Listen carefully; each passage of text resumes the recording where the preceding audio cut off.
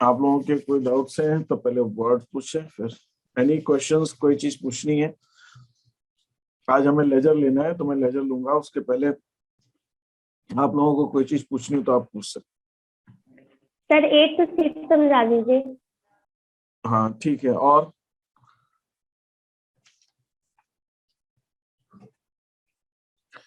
देखिए, अब यहाँ पे जो पॉइंट मैं समझाना चाह रहा हूँ वो ये है कि जब हम, आप लोग सभी वो बच्चे हैं जिनको ये मालूम है कि हम कब, जब कोई ट्रांजैक्शन होता है तो किस अकाउंट को डेबिट करते हैं और क्यों करते हैं, और किस अकाउंट को हम क्रेडिट करते हैं, ये सबको मालूम है। This is what I know. ठीक है। अब ये जो डेबिट क्रेडिट करना है, ये डिसाइड करना कि किस अकाउंट को डेबिट करना है, किस अकाउंट को क्रेडिट करना है, ये रूल, ये इसको हम कहते हैं रूल्स ऑफ जनरलाइजिंग। इसको हम कहते हैं रूल्स ऑफ जनरलाइजिंग। जर्नलाइज करने के रूल, जर्नलाइजिंग मतलब जर्नल में लिखना। जर्नल में लिखते हैं ना कौन सा अकाउंट डेबिट होगा कौन सा क्रेडिट होगा, तो इसलिए कहते हैं रूल्स ऑफ जनरलाइजिंग। इसको हम बोलते हैं रूल्स ऑफ जनरलाइजिंग, मतलब जर्नल में लिखने के क्या नियम हैं उनकी हम बात करते हैं। तो जब हम रूल्स ऑफ जनरलाइजिंग अप्लाई करते हैं, जब हम रूल्स ऑफ जनरलाइजिंग लगाते हैं, ये डिसाइड करने के लिए इस ट्रांजेक्शन के अंदर कौन सा अकाउंट डेबिट होगा कौन सा अकाउंट क्रेडिट होगा। थोड़ी देर के लिए अगर हमारा ट्रांजेक्शन है बॉट मशीनरी और कैश, अगर ये हमारा ट्रांजेक्शन, तब आपको ये डिसाइड करना कि कौन सा अकाउंट डेबिट होगा, कौन कौन से अकाउंट आएंगे, दैट इज मशीनरी। ये एक आएगा मशीनरी में और कैश। लेकिन ये डिसाइड करना कि कौन सा अकाउंट आएगा, किसके अंदर मशीनरी अकाउंट आएगा और ये कैश अकाउंट आएगा, ये कैसे डिसाइड होता है? ये डिसाइड होता है अकाउंटिंग इक्वेशन से। जो अकाउंटिंग इक्वेशन आपको थोड़ी बहुत आती है और नहीं भी आती है तो अब आप डिसाइड कर पा रहे हो तो हम उसमें नहीं जाएंगे। लेकिन ये डिसाइड हो जाने के बाद, ये तय हो जाने के बाद कि इसके अंदर कौन कौन से अकाउंट आएंगे, मशीनरी अकाउंट आएगा और ये आएंगे, फिर ये डिसाइड करना है कि कौन सा अकाउंट डेबिट होगा, मशीनरी अकाउंट डेबिट होगा कि क्रेडिट होगा। फिर ये डिसाइड करना है कि कैश अकाउंट डेबिट होगा कि क्रेडिट होगा। तो ये डिसीजन लेना कि कौन सा अकाउंट डेबिट होगा कौन सा क्रेडिट होगा, इसके लिए आपको जर्नलाइजिंग के रूल्स लगाने पड़ते हैं, रूल्स ऑफ जर्नलाइजिंग। तो उससे डिसाइड होगा कि कौन सा अकाउंट डेबिट होगा क्रेडिट होगा। फिर ये रूल ऑफ जनरलाइजिंग, जनरलाइजिंग के जो रूल हैं ये क्या कहते हैं? जनरलाइजिंग के रूल कहते हैं कि ये रूल अप्लाई करने से पहले हमें अकाउंट्स को डिवाइड करना पड़ता है, अकाउंट्स को क्लासिफाई करना पड़ता है, हमें तय करना पड़ता है कि अकाउंट्स का नेचर क्या, प्रकृति क्या है। उसको हम कहते हैं क्लासिफिकेशन ऑफ अकाउंट्स। मतलब क्लासिफिकेशन ऑफ अकाउंट से मतलब है, जैसे ये मैंने आपके सामने एक ट्रांजेक्शन रखा है, एक ट्रांजेक्शन रखा जिसको मैं कहता हूँ मशीनरी हमने कैश में खरीदी, और मैंने ये बताया कि इसके अंदर दो अकाउंट्स है, एक अकाउंट है मशीनरी अकाउंट और एक अकाउंट है कैश अकाउंट। तो अब ये तो तय हो गया एक मशीनरी अकाउंट है कैश अकाउंट, लेकिन ये मशीनरी अकाउंट और कैश अकाउंट है क्या? ये मशीनरी अकाउंट किस तरह का अकाउंट है, कैश अकाउंट किस तरह का अकाउंट है, इसको कहते हैं क्लासिफिकेशन। ये हम काम करते हैं क्लासिफिकेशन ऑफ अकाउंट्स। और ये क्लासिफिकेशन करने के भी, अब क्लासिफिकेशन कैसे, क्लासिफिकेशन करने के दो नियम है, दो तरीके से क्लासिफाई। एक क्लासिफिकेशन का चीज है, मैं नेक्स्ट शीट पे आता हूँ, क्लासिफिकेशन ऑफ अकाउंट्स। ये हमारा सबसे बेसिक चीज हो गया आज अभी स्टार्ट करने के। अब अकाउंट्स पे जो हम क्लासिफिकेशन करते हैं ये दो ढंग से करते हैं, अकाउंट्स को दो ढंग से हम क्लासिफाई कर पाते हैं।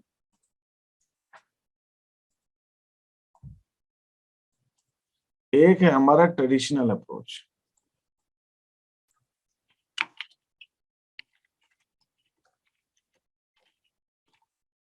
और एक है हमारा मॉडर्न अप्रोच।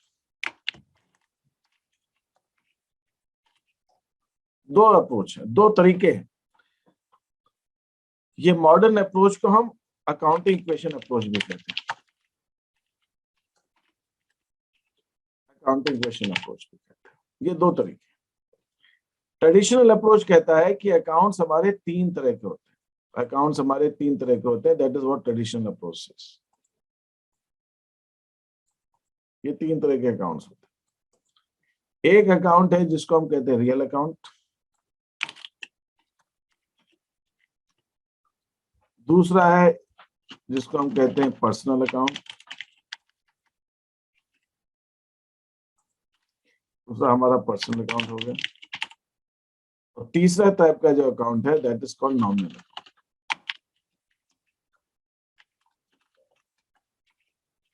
ये हमारे तीन तरह के अकाउंट्स ट्रेडिशनल अप्रोच। ये आपने यही अभी तक आपने ट्रेडिशनल अप्रोच ही पढ़ा होगा, इज दैट राइट?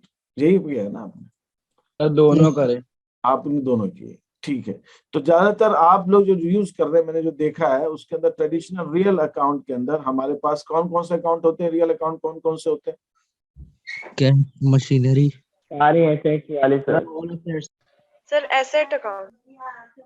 जो हमारी एसेट्स होती हैं वो अकाउंट्स होती हैं, लेकिन अदर देन पर्सनल, उसके अंदर पर्सनल नाम ही है। जैसे कि पर्सनल में क्या क्या आता है? डेटर्स के अकाउंट, इसके अंदर हमारे डेटर्स के अकाउंट आते हैं। पर्सनल अकाउंट के अंदर क्या क्या चीज आती है? नाम से किसी का अकाउंट है ना, किसी का नाम है, पर्सनल नाम से जिनका अकाउंट है, बाय नेम जिनको हम बोलते हैं, वो सारे personal account. Sir goodwill. Organisation. नहीं, गुडविल इज रियल कहना ज्यादा सही होगा। गुडविल को गुडविल जो है आपको किसी का व्यक्ति नहीं है, ये एक चीज है, इंटेंजिबल एसेट होती है, उसमें हम आते हैं। और क्या कह रहे हैं? हाँ, ऑर्गेनाइजेशन का नाम, किसी संस्था का नाम है तो वो भी हमारा पर्सनल अकाउंट हो गया, उसमें हम आएंगे। दूसरा चीज हुई हमारी एक्सपेंसेस, लॉसेस एक्सपेंसेस और रेवेन्यूज, और बिल्कुल लॉसेस और गेन। ये सारी चीजें हमारी होती है नॉमिनल अकाउंट के अंदर, ठीक है। तो पहले मैं इसकी नॉमिनल, हाँ बोलिए। बैंक अकाउंट कौन से अकाउंट में आता है? बैंक पर्सनल अकाउंट होता है। मैं अभी ट्रेडिशनल अप्रोच को और थोड़ा सा डिटेल में बात कर लेता हूँ, फिर हम आगे बढ़ते हैं मॉडर्न अप्रोच में। ट्रेडिशनल अप्रोच के हिसाब से जो हमारे अकाउंट्स हैं उनको हम बेसिकली क्लासिफाई करते हैं, जैसे कि मैंने आपको बताया, एक हमारे पास रियल, पर्सनल और नॉमिनल।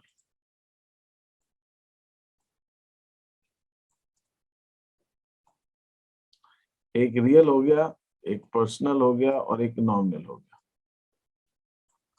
ठीक है। ये मैंने आपको बता रहा था, एक one is called real account, दूसरा हमारा पर्सनल अकाउंट,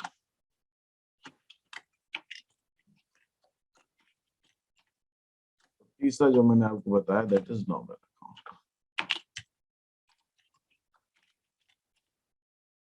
ये तीन तरह के अकाउंट्स हैं हमारे।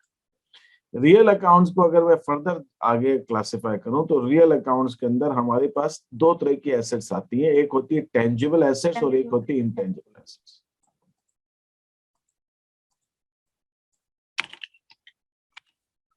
टेंजिबल एसेट्स जिनको हम देख सकते हैं, छू सकते हैं, कौन कौन सी एसेट्स हुई? ये हमारी लैंड हुई, बिल्डिंग हुई, कैश हुआ, मशीन। कैश बिल्कुल, मशीनरी, प्लांट एंड मशीनरी दोनों आ गए इसके अंदर। प्लांट ले लीजिए, चले प्लांट,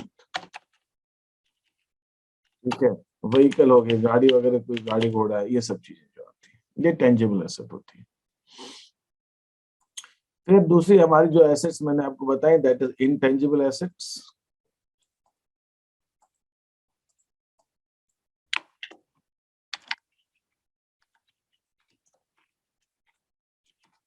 इनटेंजिबल एसेट्स के अंदर गुडविल आ गई, पेटेंट। पेटेंट, कॉपीराइट्स हो गए, कॉपीराइट हो गए, पेटेंट, ट्रेडमार्क हो गए, ये सारी चीजें जो है हमारे पास पर्सनल अकाउंट, ये इंटेंजिबल है। तो रियल अकाउंट्स के अंदर हम ये दोनों तरह की एसेट्स लिखते हैं, टेंजिबल और इंटेंजिबल, ठीक है। तो ये हमारे दोनों तरह की एसेट्स जो है ये हमारे पास टेंजिबल, इंटेंजिबल आ गए। ये tangible assets.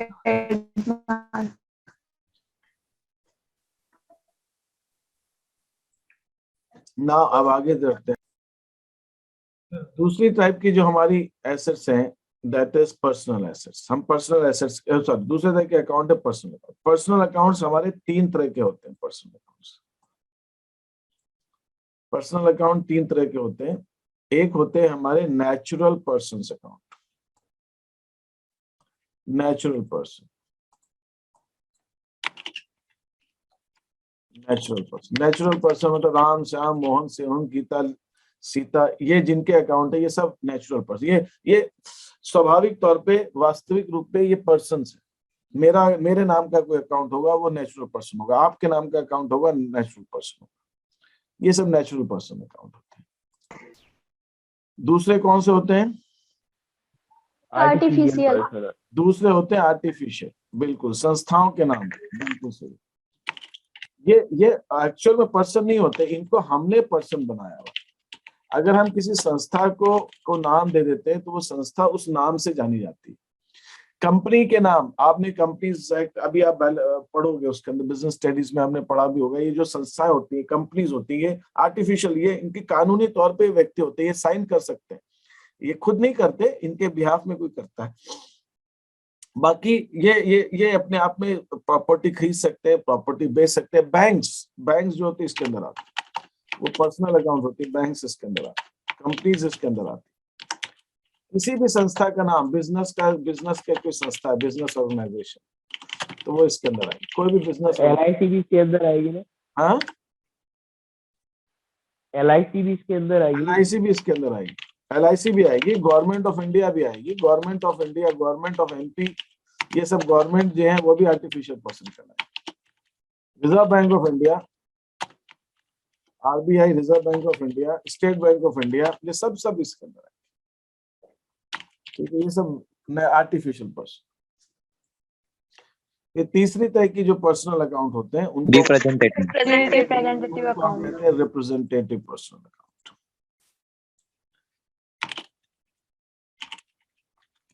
Representative personal account. अब ये रिप्रेजेंटेटिव पर्सनल अकाउंट कौन कौन से होते हैं? सर जो कॉमन सेल पर काम करते हैं। आउटस्टैंडिंग और प्रीपेड। Prepaid expenses. मैं अब आपको ये थोड़ा सा रिप्रेजेंटेटिव पर्सनल अकाउंट की बात कर लेता हूँ। इसको एक बार होल्ड करते हैं रिप्रेजेंटेटिव को, मैं आता हूँ इस पॉइंट पे, फिर मैं आ रहा हूँ नॉमिनल अकाउंट्स पे। नॉमिनल अकाउंट्स की जब मैं बात करूंगा तो नॉमिनल अकाउंट्स के अंदर आते हैं हमारे पास एक्सपेंसेस के, सारे एक्सपेंसेस के अकाउंट नॉमिनल अकाउंट आते हैं।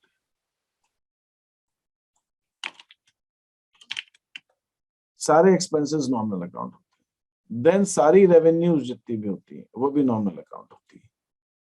ठीक है, वो भी हमारे नॉमिनल अकाउंट है, रेवेन्यूज भी जितनी।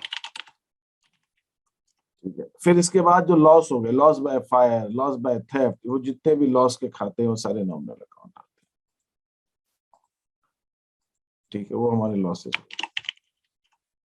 फिर उसके बाद कोई गेन्स हो गया, गेन का अकाउंट हो गया, gain on sale of furniture, gain on sale of machinery, वो भी सारे हमारे नॉमिनल अकाउंट। इनकम वगैरह भी कोई हुई तो सब हमारे नॉमिनल अकाउंट, ये सब हमारे नॉमिनल अकाउंट आते हैं। तो पहले मैं नॉमिनल अकाउंट की बात करता हूँ कि अगर मैं नॉमिनल अकाउंट बोलता हूं तो नॉमिनल अकाउंट के अंदर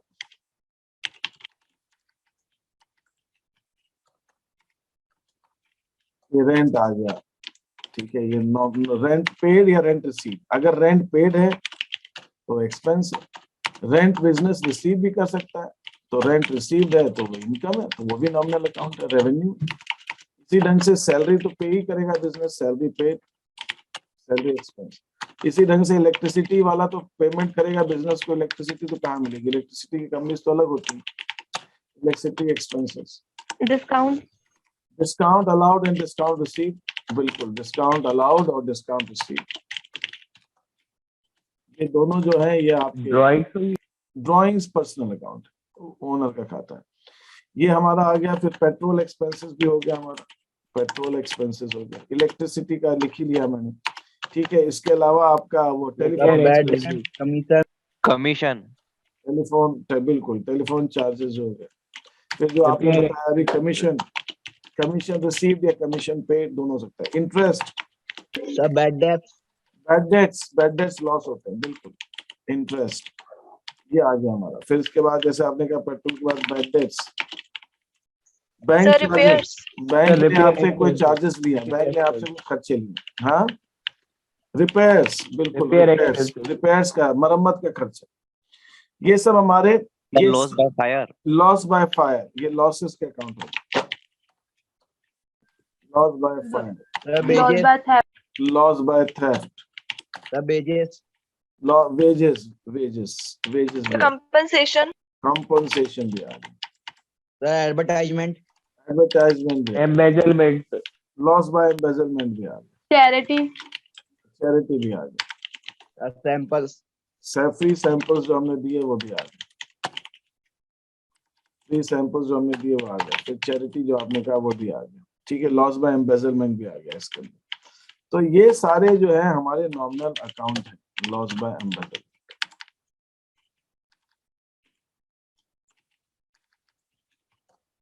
अब होता क्या है कि मान लीजिए हमने कभी रेंट एडवांस में दे दिया, तो रेंट एडवांस, तो हम क्या लिखते हैं, हम लिखते हैं प्री पेड रेंट।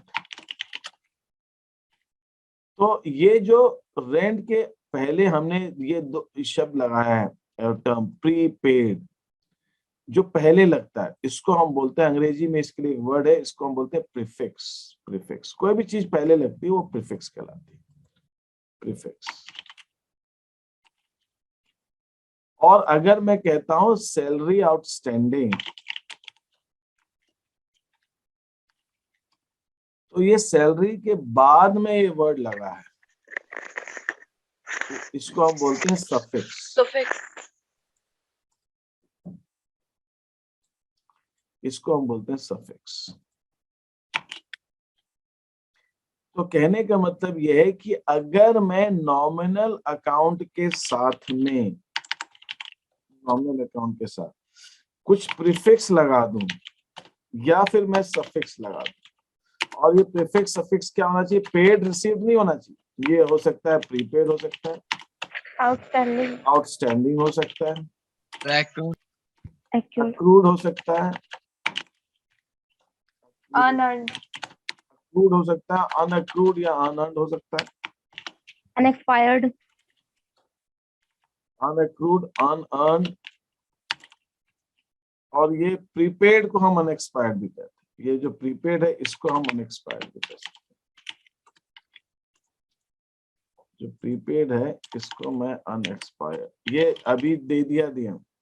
तो इस टाइप से जो हम लगाते हैं, क्रूड, अनअक्रूड, प्रीपेड, आउटस्टैंडिंग वर्ड तो मैंने लिख दिया।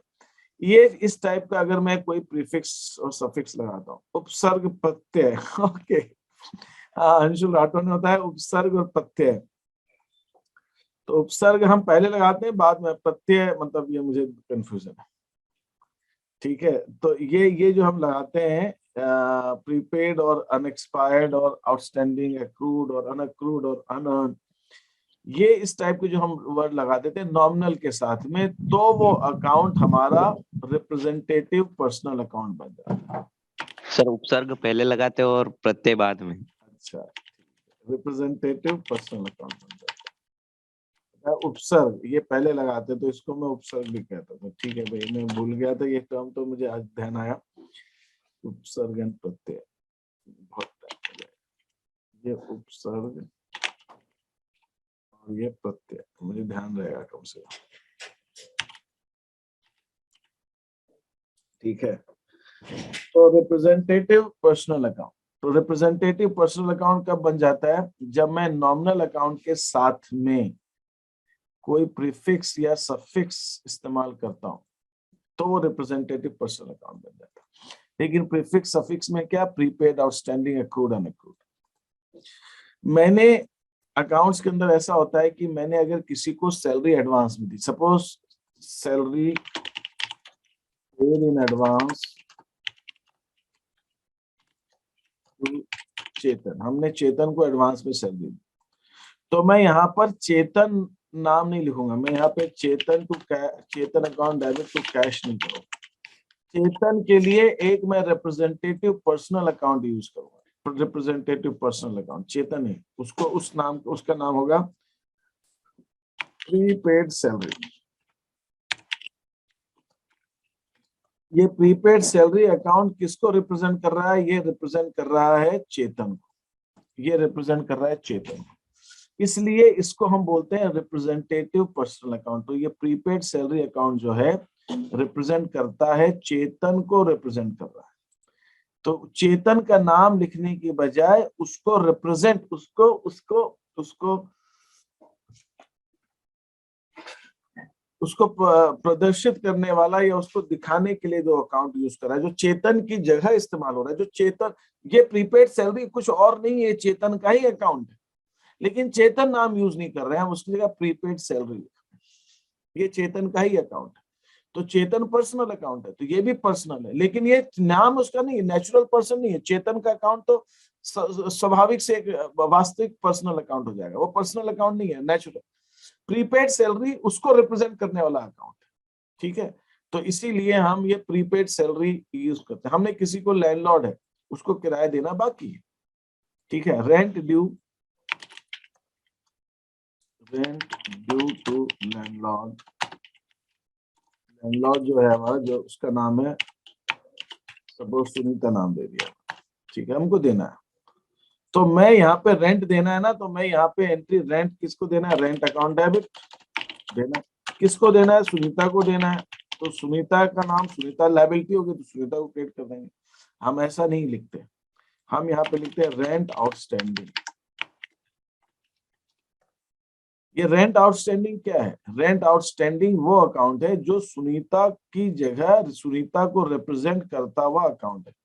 सुनीता की जगह हम उसका नाम नहीं लिखते हैं, वो हम उसके अगेंस्ट में ये रेंट आउटस्टैंडिंग अकाउंट यूज करते हैं। We don't use Sunita, Sunita हम नहीं लिखेंगे, हम रेंट आउटस्टैंडिंग लिखेंगे। रेंट आउटस्टैंडिंग कुछ और नहीं है ना, ये अद्दत किराया, अद्दत किराया भी हम इसको हिंदी में बोलते हैं, जो देना है अपने, किसके दो, सुनीता की जगह देना, ठीक है। तो वो इस वजह से वो उसको रेंट आउटस्टैंडिंग दे देते हैं। तो ये अकाउंट उसको रिप्रेजेंट कर रहा है, दर्शा रहा है उसको, इसलिए ये रिप्रेजेंटेटिव पर्सनल अकाउंट है। सुनीता भी पर्सनल अकाउंट है, रेंट आउटस्टैंडिंग भी पर्सनल अकाउंट है। सुनीता नेचुरल पर्सन अकाउंट है, लेकिन rent outstanding representative personal account है, ठीक है। ये जैसे आप करते हैं ना इंग्लिश में नाउन एंड प्रोनाउन, ठीक है। अगर मुझे रोहन को बुलाना है तो रोहन की जगह अगर मैं ही यूज करता हूं तो ये वही हो गया। अगर मैं रोहन का नाम यूज कर रहा हूं तो वो नेचुरल हो गया। रोहन को रिप्रेजेंट करने के लिए मैंने ही यूज किया तो ये रिप्रेजेंटेटिव हो गया। तो रेंट आउटस्टैंडिंग सुनीता का ही अकाउंट है, लेकिन उसको रेंट आउटस्टैंडिंग बोलते हैं, ठीक है। यहां तक जो कुछ मैंने बताया, इसमें किसी को डाउट हो तो आप मुझसे पूछिए। No sir. यहाँ तक किसी को क्वेश्चन? सर मुझे, हाँ बोलिए। सर हाँ अगर हमें रेंट एडवांस में रिसीव हो रहा हो फिर कैसे करेंगे? आप फिर से बोलो, क्या कह रहे हो? सर जो रेंट हमें अगर एडवांस में रिसीव हो रहा हो तो सर फिर कैसे अनअर्न्ड करेंगे? रेंट, अनअर्न्ड रेंट वो लायबिलिटी हो जाएगा हमारा, वो हमारी लायबिलिटी हो जाएगी ना, अनअर्न्ड रेंट हो जाएगा। समझ में आया नहीं आया? रेंट अगर आपको एडवांस में मिल रहा है तो आपने रेंट तो अर्न किया नहीं है, वो तो आपने रेंट कमाया नहीं है, तो वो अनअर्न्ड रेंट हो जाएगा आपका। तो उसमें हमारी एंट्री क्या बनेगी, cash account debit to unearned. उसके अंदर हमारी एंट्री बनेगी cash account debit to unearned या rent received in advance, unearned rent या अनअक्रूड रेंट, या हम इसको बोलेंगे rent received in advance.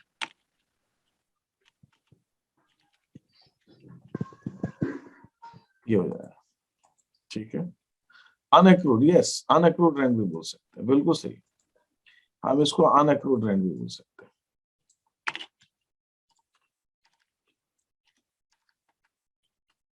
अनअक्रूड rent भी बोल सकते हैं, ठीक है। Is it clear? Representative personal account होगा। ये unaccrued rent, unearned rent, rent received in advance, ये सब रिप्रेजेंटेटिव पर्सनल अकाउंट, ये तीनों ये एक ही, मतलब एक ही थैली के चट्टे बट्टे। ओके हाँ सर अनअर्न्ड रेंट मतलब हमने अभी, मतलब हमें पैसा मिला नहीं, हमने काम नहीं कर, नहीं नहीं नहीं नहीं काम नहीं, ना ना ना ना ना ना ना ना, एक सेकंड मुझे बताइए, ये एक बड़ा वैलिड क्वेश्चन ही, अच्छा हुआ पूछ लिया गया है, इसको मैं क्लियर कर देता हूँ। भावना ये बताओ कि आप अपनी बुक्स में अच्छा ये चीज पहले बताइए, आपने अर्न भी नहीं किया, अर्न नहीं किया, अर्न कमाया नहीं, आपने अर्न नहीं किया, और वो आपको मिला भी नहीं, ना आपने कमाया ना आपको मिला, तो आप मुझे बताइए, तो आप अपनी बुक्स में एंट्री करोगे क्या? आप एंट्री ही नहीं करोगे। आपको क्या पड़ी है दुनिया में? कुछ भी, दुनिया में बहुत चीज हो रही है, आप सब चीज की एंट्री थोड़ी करते हो। ना आपने अर्न किया और ना ही आपको मिला, तो भाई क्यों एंट्री करनी उसकी? आज मेरे पास, मान लीजिए मेरे पास कोई रुमाल है, मुझे बेचनी है, तो ना मैंने इसको बेची, ना किसी ने इस रुमाल के लिए मुझे कोई पैसे दिए, एडवांस में भी नहीं दिए, बेचने के बाद तो देने की बात ही नहीं, जब बेची नहीं तो बाद में देने, तो मैं इसकी बेचने की एंट्री कैसे कर सकता हूँ, या मैं कोई इसकी एंट्री कोई भी कैसे कर सकता हूँ? तो एंट्री आप कब करते हो? जब दोनों में से कोई चीज होती है। इन दोनों में से या तो आप अर्न करो या आप अर्न करो, ठीक है, और या फिर आप उसको, आपको पैसे मिल जाए तभी आप एंट्री करोगे। आपने अगर अर्न भी कर लिया और आपको पैसे मिल गए तब तो कोई बात ही नहीं, तब तो वो अर्न हो गया, फिर तो क्या एंट्री, फिर तो वो एंट्री होगी ना, cash account debit to revenue, cash account debit to revenue, जो भी रेवेन्यू है उसको क्रेडिट कर दो, आपने अर्न कर लिया। लेकिन मैं आपसे क्या कह रहा हूं, अब दोनों में से कोई एक चीज हो रही है, दोनों में से एक चीज हो रही है, दोनों नहीं हो रही है, दोनों हो रही है तब तो कोई दिक्कत ही नहीं, दोनों हो रही है तो कैश में भी जोड़ दो, रेवेन्यू भी मान लो और कैश भी जोड़ लो। लेकिन आप क्या कह रहे हो, आप कह रहे हो भाई अर्न कर लिया लेकिन मिला नहीं। अरे भैया नहीं मिला नहीं तो आप कैश को तो डेबिट कर नहीं सकते, लेकिन आपने अर्न कर लिया तो रेवेन्यू तो क्रेडिट करना पड़ेगा, क्योंकि आपने अर्न कर लिया, रेवेन्यू तो क्रेडिट हो जाएगा। आपको अभी मिला ही नहीं है पैसा, तो आप कैश को तो डेबिट ही नहीं कर सकते। तो आप कैश को डेबिट नहीं करोगे तो जिससे मिलना है वो आपका डेटर बन गया ना, उसको तो एक्रूड रेवेन्यू किसका नाम है, किसका रिप्रेजेंटेटिव पर्सनल अकाउंट है, उसका पर्सनल अकाउंट है जिससे मिलना, तो ये आ जाएगा। तीसरी कंडीशन क्या हो सकती है कि भाई, तीसरी कंडीशन हो सकती है कि अर्न भी नहीं किया, अपन ने अर्न किया ही नहीं, अपन ने अर्न ही नहीं किया, ये अर्न नहीं किया अपन, ये अर्न नहीं किया, लेकिन अपने को मिल गया, तो भाई जब मिल गया तो कैश तो आ रहा है अपने पास, लेकिन रेवेन्यू तो हुई नहीं है वो। ये कैश किस बात क्या है? बिना काम किया है, हमने तो कुछ किया ही नहीं, हमने तो दिया नहीं उसको, तो फिर ये क्या हो जाएगा? ये आनंद हो जाएगा, ये आनंद हो जाएगा, आनंद रेवेन्यू हो जाएगा, ये भी रिप्रेजेंटेटिव पर्सन अकाउंट। तो मेरा कहने का मतलब सिर्फ इतना है कि अगर ना आपने अर्न किया ना मिला तो हम एंट्री तो करते ही नहीं है उसकी, क्यों लिखने लगे हैं उसको? हाँ, दोनों में से एक चीज होगी तो एंट्री बन जाएगी, एक भी चीज होगी तो एंट्री बन जाएगी। एक भी चीज क्या हो सकती है, आपने अर्न कर लिया तो एंट्री बन जाएगी भले ही नहीं मिला हो। दूसरी कंडीशन क्या हो सकती है, आपको मिल गया लेकिन आपने अर्न नहीं किया तो भी एंट्री बन जाएगी। और अगर दोनों ही हो गया, अर्न भी कर लिया और मिल भी गया, तब तो कोई बात ही नहीं, तब तो एंट्री बननी। Is that okay? तो अगर आपने कोई भी चीज नहीं हुई है इसके अंदर, तो आपकी बुक्स के अंदर कोई एंट्री नहीं बनती। एंट्री आप तभी बनती है जब कुछ हो, धुआं ही निकले, आग लगी नहीं लगी लेकिन धुआं तो निकले, आग तो लगी होगी थोड़ी, धुआं तो निकले, ना धुआं है ना आग है, तब तो क्या करना आपने? कुछ करना ही नहीं, कुछ करना ही नहीं उस चीज का। Is that okay? Yes sir. Yes sir. Okay, fine fine fine. तो मैं आपसे क्या कह रहा था सर। हाँ बोलिए सर, वो अनअर्न्ड रेवेन्यू लिखा ना आपने उसमें, वो थर्ड एंट्री में, हाँ हाँ वो सर लाइबिलिटी है ना? हाँ हाँ हाँ लायबिलिटी है, लेकिन ये मैंने अभी नहीं जा रहा हूँ, मैं अभी आपको ट्रेडिशनल अप्रोच बता रहा हूँ। ट्रेडिशनल अप्रोच में रिप्रेजेंटेटिव पर्सनल अकाउंट है, ये रिप्रेजेंटेटिव पर्सनल अकाउंट है, ये भी रिप्रेजेंटेटिव पर्सनल अकाउंट है और ये भी रिप्रेजेंटेटिव पर्सनल अकाउंट है। Is that okay? ये क्लियर है? ये पहले तो representative personal account. Yes sir. तो मैंने अभी आपको ट्रेडिशनल अप्रोच के बारे में बताया कि ट्रेडिशनल अप्रोच के अंदर जो हम अकाउंट्स बनाते हैं वो हमारे एक रियल अकाउंट होता है, एक पर्सनल अकाउंट होता है और एक नॉमिनल अकाउंट होता है। फिर मैंने आपसे कहा कि नॉमिनल अकाउंट में सारे एक्सपेंसेस, रेवेन्यूज, लॉसेस और गेन्स आते हैं, ये सारे हमारे नॉमिनल अकाउंट होते हैं, ठीक है। फिर पर्सनल अकाउंट को मैंने आपको बताया कि पर्सनल अकाउंट 3 तरह के होते हैं, एक नेचुरल पर्सन, एक आर्टिफिशियल पर्सन और रिप्रेजेंटेटिव पर्सन।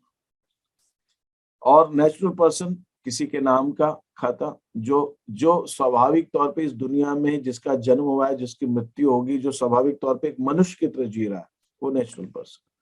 लेकिन ऐसा कोई अकाउंट जो किसी संस्था को रिप्रेजेंट करता है, हम जानवरों के नाम के अकाउंट तो बनाते नहीं है। वो आप बोलोगे वो कहाँ आते हैं, उनके नाम के अकाउंट बनते नहीं, वो कोई बिजनेस नहीं करते, वो कोई ट्रांजेक्शन नहीं करते, ठीक है। वो नाम संस्था करती हैं, बैंक खरीदती बेचती है अपनी प्रॉपर्टी, बैंक अपने नाम पे संपत्ति खरीद सकती, बेच सकती, लोन ले सकती, लोन दे सकती है, कंपनीज करती है, बिजनेस ऑर्गेनाइजेशन करती है, सरकारें करती हैं, ये सब आर्टिफिशियल पर्सन। रिप्रेजेंटेटिव पर्सनल में मैंने आपको बताया कि अगर हमने किसी नॉमिनल अकाउंट के आगे उपसर्ग या प्रत्यय कर दिया, नॉमिनल अकाउंट के साथ में उपसर्ग या प्रत्यय लगा दिया, तो वो रिप्रेजेंटेटिव पर्सनल अकाउंट हो जाएगा। प्रीफिक्स लगा दिया, सफिक्स लगा दिया, लेकिन वो प्रीफिक्स सफिक्स क्या होना चाहिए, है ना, वो अद्दत होना चाहिए, बाकी है, या पूर्वदत्त होना चाहिए, एडवांस होना चाहिए, या वो अर्जित होना चाहिए, या उपार्जित होना चाहिए, अनुपार्जित होना चाहिए, अक्रूड, अनअक्रूड, प्रीपेड, आउटस्टैंडिंग। वैसे उपसर्ग और प्रत्यय तो ये भी लग सकता है, rent receive, rent paid, discount allowed, discount receive, ये नहीं, इनको नहीं गिनना है अपने को, आपने को ये सब देना, आउटस्टैंडिंग, प्रीपेड, अक्रूड वगैरह, तो वो हमारे रिप्रेजेंटेटिव पर्सनल अकाउंट हो जाते हैं। फिर मैंने बताया वास्तविक खाते जिनको कहते हैं रियल अकाउंट कहते हैं। रियल अकाउंट दो तरह के हो सकते हैं, टेंजिबल, इंटेंजिबल। टेंजिबल में land, building, cash, machinery, plant, vehicle, ये सब आ गए। इंटेंजिबल में गुडविल, ट्रेडमार्क, कॉपीराइट, पेटेंट आ गए। ये सब हमारे रियल अकाउंट है। यहाँ तक किसी को कोई क्वेश्चन हो तो पूछिए, फिर मैं आगे बढ़ता हूँ। सर हाँ, लाइव स्टॉक कौन सा अकाउंट है? लाइव स्टॉक जो होता है हमारे पास, वो हम देख सकते हैं, छू सकते हैं, ठीक है। Live stock is not a person. जैसे मैंने जानवरों का नाम बताया आपका कि जानवरों के नाम के अकाउंट नहीं होते। लाइव स्टॉक, स्टॉक का मतलब लाइव स्टॉक मतलब कुछ लोग भेड़, बकरी, गाय, भैंस बेचते हैं, खरीदते हैं, तो हमारे पास वो tangible assets, live stock is tangible asset. अब हम आ जाते हैं मॉडर्न अप्रोच के हिसाब से। मॉडर्न अप्रोच कहता है कि भाई हमारे अकाउंट्स जो है वो 5 तरह के होते हैं। अकाउंटिंग इक्वेशन, इसको अकाउंटिंग इक्वेशन अप्रोच भी कहते हैं, लेकिन अकाउंटिंग इक्वेशन में कोई 5 तरह का अकाउंट बनवाता नहीं है, तो ये 5 तरह के अकाउंट होते हैं। ये अकाउंट्स कौन से हुए? एसेट्स हुई, liability, expenses and losses, capital, liabilities, capital और हमारे पास रेवेन्यू एंड गेन, कैपिटल। ये भाई इतना ज्यादा हो रहा है तो बंद करना चाहिए। लायबिलिटीज हो जाती है, कैपिटल हो जाती है, रेवेन्यू एंड गेन्स, रेवेन्यू और एक्सपेंसेस, ये सब गेन्स हो गए, ठीक है, एक्सपेंस। ये 5 तरह के अकाउंट्स होते हैं। अब इनका हम डिफरेंस समझते हैं एसेट्स में। एसेट्स के अंदर वो सारी एसेट्स आ जाती, सारी एसेट्स आ जाती जो आपने एसेट्स में है, वो एसेट्स आ गई, सारी एसेट्स आ गई, चाहे वो नाम से हो। लायबिलिटीज के अंदर जो भी हमें देना है पैसा वो आ गया। कैपिटल में जो ओनर का पैसा है वो आ गया, ठीक है। ये हमारे पास चीजें हो गई, एसेट्स हैं, लायबिलिटीज हैं, कैपिटल है। रेवेन्यूज माने जो कुछ हमने अर्जित किया है, ठीक है। इसमें गेन्स भी आ गया, प्रॉफिट भी आ गया, रेवेन्यूज भी आ गया, इनकम्स भी आ गया, सब आ गया। मैंने वो अलग अलग नहीं लिखा है, रेवेन्यूज में लिखा है। और यहाँ पे एक्सपेंसेस और लॉसेज आ गए। अब अपने को समझने की जरूरत ये है कि हम इसका जो क्लासिफिकेशन करते हैं वो किस हिसाब से करते हैं। मॉडर्न अप्रोच में एसेट्स है, लायबिलिटीज है,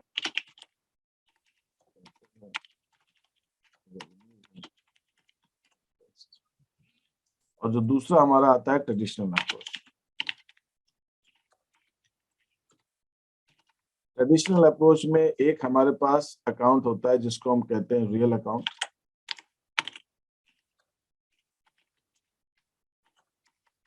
पर्सनल अकाउंट, और एक है नॉमिनल अकाउंट। जो अकाउंट हमारा यहाँ पर अगर मैं देखता हूं तो दिस इज देयर, ये मॉडर्न अप्रोच के हिसाब से हो गया, और ये हमारा ट्रेडिशनल अप्रोच के हिसाब से हो गया। यहाँ पर एक खास चीज समझने वाली ये है कि जो भी एसेट्स यहाँ हो हैं हमारे, जो जिनको हम मॉडर्न अप्रोच में एसेट्स कहते हैं, ट्रेडिशनल अप्रोच के अंदर वो या तो रियल होती है और या पर्सनल होती है। जितनी लायबिलिटीज हैं, जितनी हमारे पास लायबिलिटीज है, चाहे लायबिलिटीज कैपिटल हो चाहे वो बाहर वाली हो, ये जो लायबिलिटीज होती हैं ये सारी की सारी लायबिलिटीज और कैपिटल ये सब पर्सनल ही होती है, ये सब पर्सनल होती है। और इसी ढंग से अगर मैं रेवेन्यूज और एक्सपेंसेस की बात करूं तो जो रेवेन्यूज और एक्सपेंसेस हैं ये सारे के सारे नॉमिनल अकाउंट होते हैं। तो कभी भी लायबिलिटी, जिसको हम मॉडर्न अप्रोच में लायबिलिटी कहते हैं, वो पर्सनल के अलावा कुछ हो ही नहीं सकती, हो ही नहीं सकती। लायबिलिटी किसको कहते हैं? देना है पैसा। भाई देना किसको? जमीन को थोड़ी देना होता है, मशीन में थोड़ी देना होता है, बिल्डिंग को थोड़ी देना होता है, किसी को देना होगा ना, किसी व्यक्ति को देना होगा, किसी संस्था को देना होगा, या किसी रिप्रेजेंटेटिव पर्सनल को देना होगा। देना है पैसा मतलब किसी को देना है, हवा में तो उड़ाना नहीं, कुएं में तो डालना नहीं। देना है मतलब किसको? किसी। तो लायबिलिटी हमेशा हमेशा हमेशा पर्सनल होती है। कैपिटल तो पर्सनल ही होगा। भाई कैपिटल किसने लगाई? किसी इंसान ने लगाई ना। हाँ, कैपिटल नेचुरल पर्सन भी लगा सकता है, आर्टिफिशियल पर्सन, रिप्रेजेंटेटिव पर्सनल नहीं होता कैपिटल का अंदर। कैपिटल या तो आर्टिफिशियल पर्सन हो सकती है या नेचुरल पर्सन हो सकती है, लेकिन है वो पर्सनल। लायबिलिटीज कैपिटल हमेशा पर्सनल होती है। और revenues, expenses, gains, losses, incomes, profits, ये सारे के सारे नॉमिनल अकाउंट होते हैं। और जो एसेट्स हैं जो किसी के नाम से हैं, एसेट्स में क्या क्या है? नाम से कौन सी एसेट्स? और डेटर, जिनसे हमें पैसा, डेटर्स है ना, debtors, prepaid expenses, prepaid expenses, accrued incomes, loans given, हमने किसी को लोन दिया है, loans given, ये सारे पर्सनल अकाउंट हैं, लेकिन एसेट्स हैं। इनसे लेना है पैसा अपने को, इनसे मिलना है, ये सब एसेट्स हैं, लेकिन ये ट्रेडिशनल अप्रोच में पर्सनल अकाउंट है। तो जब हम मॉडर्न अप्रोच की बात करेंगे तो मॉडर्न अप्रोच के अंदर ये जितने भी अकाउंट्स हैं हमारे, ये जितने भी अकाउंट्स इस टाइप से, इस नाम से, ये जो अकाउंट्स है हमारे, ये जो हमारे पास अकाउंट्स है जिनको हम डेटर्स, प्रीपेड, आउटस्टैंडिंग कहते हैं, अगर मैं देखूं तो ये हमारे पास, ये मॉडर्न अप्रोच के हिसाब से, मॉडर्न अप्रोच के हिसाब से ये जितने भी अकाउंट्स हैं ये सारे के सारे हमारे एसेट्स कहलाते हैं, और ट्रेडिशनल अप्रोच के हिसाब से ये पर्सनल कहलाते हैं। इनके अलावा जो भी एसेट्स हैं, लैंड है, बिल्डिंग है, मशीनरी, वो तो सब रियल में आते हैं, हमने डिस्कस किया। तो एसेट्स पर्सनल भी हो सकती है, एसेट्स रियल भी हो सकती है। लायबिलिटीज पर्सनली होगी, रेवेन्यूज, एक्सपेंसेस, लॉसेस, इनकम सब नॉर्मल होगा। यहाँ पर किसी को कोई डाउट हो तो पूछिए मेरे से, कोई कंफ्यूजन, कोई किसी को क्वेश्चन है यहाँ पर? नहीं, किसी की आवाज नहीं निकल रही है तो मैं मान के चल रहा हूँ नहीं है, नहीं तो फिर मैं इसको बंद कर दूं। जो हमारे पास ट्रेडिशनल अप्रोच होते हैं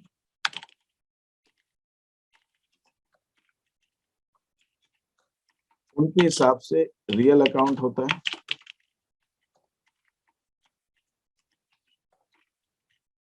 पर्सनल अकाउंट होता है, और नॉमिनल अकाउंट होता है। Real, personal. रियल अकाउंट का रूल क्या है? अगर कोई अकाउंट रियल है तो उसको हम कब डेबिट करते हैं, कब क्रेडिट करते हैं? comes in debit, goes out credit. अगर वो बिजनेस में आ रहा है, Debit what comes in and debit what comes in, अगर वो बिजनेस में आ रहा है तो उसको डेबिट कर दो, और अगर वो बिजनेस से जा रहा है तो उसको क्रेडिट कर दो। रियल अकाउंट तो बिजनेस में आएगा या जाएगा, लेकिन जो पर्सनल अकाउंट है वो किसी का अकाउंट है, संस्था का, व्यक्ति का। तो अगर वो मिल रहा है, अगर हम उसको दे रहे हैं, debit the receiver, debit the वो दे रहा है तो credit the giver. Credit the giver, और इसी ढंग से debit all expenses Expenses Losses and expenses. Expenses and losses, Credit all Credit revenue all and in- given.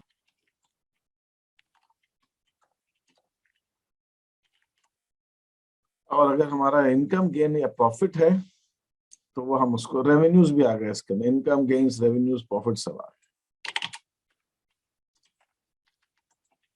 तो हम उसको क्रेडिट करते हैं। ये हमारा ट्रेडिशनल अप्रोच। मॉडर्न अप्रोच क्या कहता है? मॉडर्न अप्रोच ये कहता है कि अकाउंट को हमें ये नहीं देखना आ रहा है जा रहा है। मॉडर्न अप्रोच कहता है मैं जो अकाउंटिंग क्वेश्चन कराता हूँ वो ऐसे कराता हूँ। आप लोगों ने अभी नहीं की है, लेकिन अगर आपने किसी ने मेरी रिकॉर्डिंग देखी हो तो उसको मालूम होगा। मेरी accounting question assets plus expenses is equal to liabilities capital plus revenue. मैं इस हिसाब से अकाउंटिंग क्वेश्चन कराता हूँ। तो इसके अंदर ये जो लेफ्ट हैंड साइड में अकाउंट है, अगर वो एसेट्स और लायबिलिटी, एसेट्स और एक्सपेंस है, एसेट्स और एक्सपेंस जब इंक्रीज होते हैं, जब बढ़ते हैं, जब वो बढ़ते हैं, जब वो इंक्रीज होते हैं तो उनको हम डेबिट करते हैं, और जब डिक्रीज होते हैं तो उनको हम क्रेडिट करते हैं। एक्सपेंस बढ़ेगा तो डेबिट होगा, एसेट बढ़ेगी तो डेबिट होगा, कैश बढ़ेगा तो डेबिट होगा, कैश घटेगा तो क्रेडिट होगा। तो कोई भी एक्सपेंस और एसेट है, जब बढ़ रही है तो डेबिट, जब घट रही तो क्रेडिट। मतलब इसको याद करने का तरीका यह है कि ये इक्वेशन के, ये जो हमारी अकाउंटिंग, ये इक्वल साइन है। इस इक्वल के साइन के लेफ्ट में जो चीजें आ रही हैं वो जब बढ़े तो डेबिट करो, जब घटे तो क्रेडिट करो। मॉडर्न अप्रोच से ये कहता है। और इनके बारे में वो ये कहता है कि अगर वो हमारी लायबिलिटीज है, कैपिटल है, रेवेन्यू है, तो उस केस के अंदर हम उल्टा करेंगे। अगर वो इंक्रीज हो रहा है तो क्रेडिट होगा, और अगर डिक्रीज हो रहा है तो डेबिट। That's it. तो मैं अगर आपसे एक ट्रांजैक्शन कहता हूं, एक ट्रांजैक्शन, इसको हम करके देखते हैं। एक ट्रांजैक्शन कहता हूं, कैपिटल, सिंपल ट्रांजैक्शन है, इन्वेस्टेड इन बिजनेस। बिजनेस में हमने कैपिटल इन्वेस्ट किया, ठीक है। मैं जिससे पूछूंगा वो मुझे इसके लिए जवाब देगा, ठीक है। इराम, तुम आज बहुत लेट आई थी, मैंने अभी अलाउ किया, बाकी नेक्स्ट टाइम मैंने इवन दिस रोहित कुमार दुबे, मैं उस समय कह रहा था तुम्हारा माइक ऑन नहीं था, इतनी लेट आओगे मैं अलाउ नहीं करूंगा। सर हम 8 बजे आ गए थे। तो अभी तुमने फिर एंट्री मारी, और ये रोहित कुमार दुबे तो बहुत लेट आया। तो फिर सर वो प्रॉब्लम हो गई थी इसी वजह से। धर्मा बंजारा बताओ, इसके अंदर कौन कौन से अकाउंट है? इसके अंदर cash invested in business, cash invested in business में कौन कौन से अकाउंट इन्वॉल्व है? धर्मा बंजारा को मालूम है कि नहीं मालूम? मुझे जवाब चाहिए, नहीं तो मैं क्लास से हटा दूंगा। इसका तो आप क्लास में नहीं हो सर।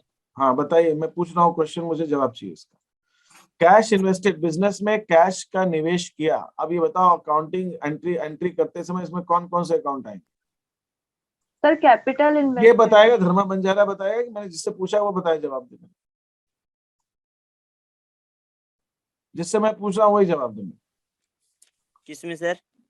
किसमें क्या, मैं ट्रांजैक्शन दिया है ना, 4 बार वही पूछते रहे क्या, एक एक क्वेश्चन। ये क्वेश्चन मैंने पूछा है तुमसे कि बिजनेस में कैश का निवेश किया, इसमें बिजनेस के अंदर अकाउंटिंग इक्वेशन में कौन कौन, मतलब बिजनेस में कौन कौन से अकाउंट्स आएंगे इसके अंदर? रियल अकाउंट, पर्सनल अकाउंट और नॉमिनल अकाउंट। तुमको अभी नहीं आता, तुम अभी इस क्लास से बाहर हो जाओ, तुमको बाद में दूसरी क्लास में लेके चले, ठीक है।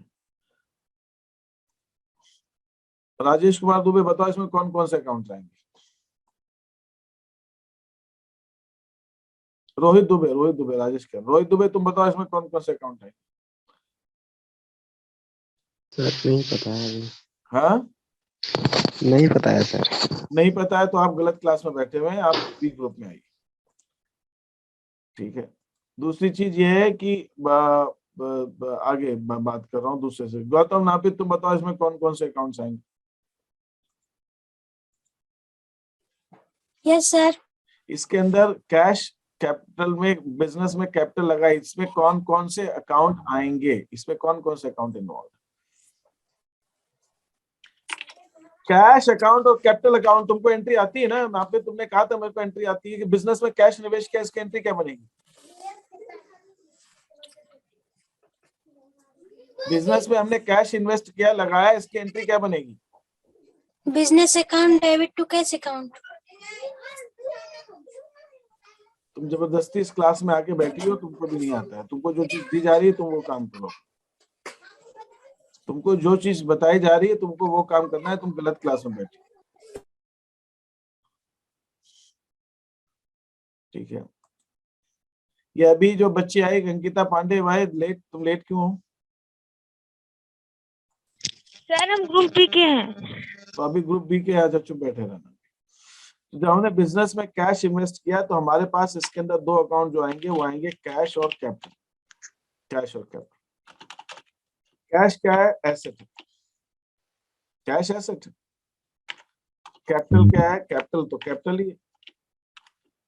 इस ट्रांजैक्शन के अंदर कैश भी बढ़ रहा है और कैपिटल भी बढ़ रहा है। कैश भी बढ़ रहा है, कैपिटल भी बढ़ रहा है, दोनों बढ़ रहे हैं, कैश भी और कैपिटल। तो जब कैश बढ़ रहा है और एसेट है, एसेट बढ़ती है, कैश एसेट है, एसेट बढ़ रही, तो क्या होगा? कैश जो है डेबिट होगा। कैपिटल जो बढ़ती है, कैपिटल लायबिलिटीज है, लायबिलिटी साइड में राइट हैंड साइड में आ रही है, जब कैपिटल बढ़ती है तो वो क्रेडिट होता है। तो मैं अगर इसकी एंट्री बनाऊं मॉडर्न अप्रोच के हिसाब से तो एंट्री बन जाएगी cash account debit to capital. इसकी एंट्री मेरी बनेगी cash account debit to capital.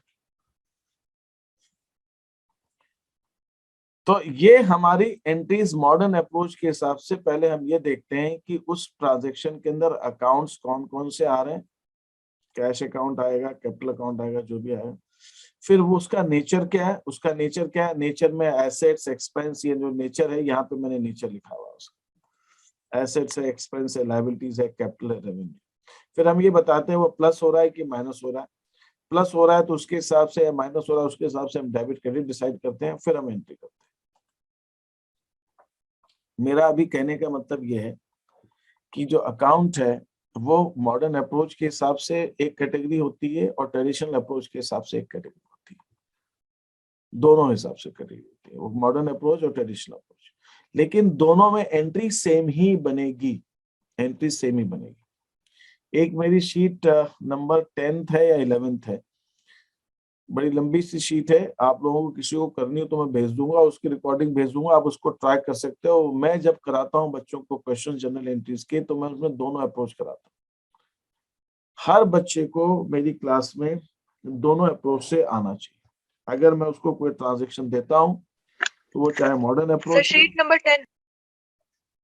अच्छा शीट नंबर 10 है वो, मेरे मतलब मेरी जो दूसरी क्लास में मैं यूज करता हूँ, तो उसके अंदर अगर मैं मॉडर्न अप्रोच देता हूँ तो मॉडर्न अप्रोच से भी आना चाहिए ट्रांजैक्शन एंट्री करना, और ट्रेडिशनल अप्रोच से भी आना चाहिए, दोनों से आना चाहिए, तब आपकी जनरल एंट्री स्ट्रांग बनती है।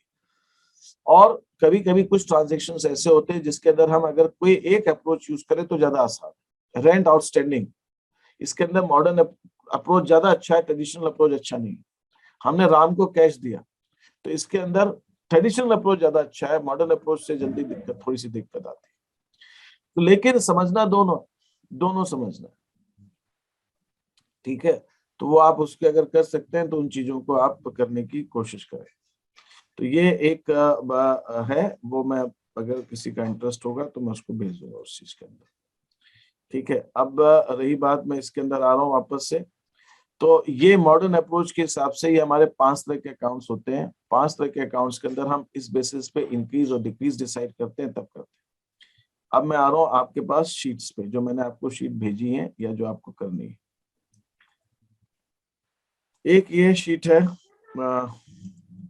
ओके, ये आपकी एक शीट है जो है शीट नंबर 8। ये शीट नंबर 8 के अंदर ये मैंने क्लासिफिकेशन बताया है मॉडर्न अप्रोच के हिसाब से। तो ये सिर्फ आपके पढ़ने के लिए इसके अंदर, और आपको इसका कोई और यूज नहीं है, समझना है जो मैंने आपको समझा दिया है अभी क्लास के अंदर। दूसरी शीट है शीट नंबर 9।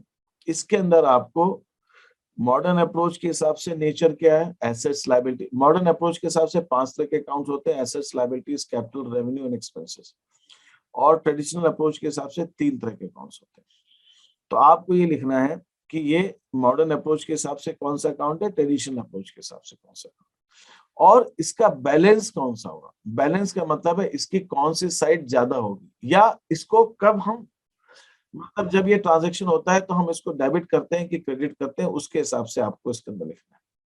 बैलेंस आप लिख सके तो ठीक है, नहीं तो नेचर तो आप लिख सकते हैं, तो नेचर आप लिखने की कोशिश कीजिएगा। बैलेंस मैं आपको फिर समझाऊंगा नेक्स्ट क्लास में। Sheet number next is sheet number 10।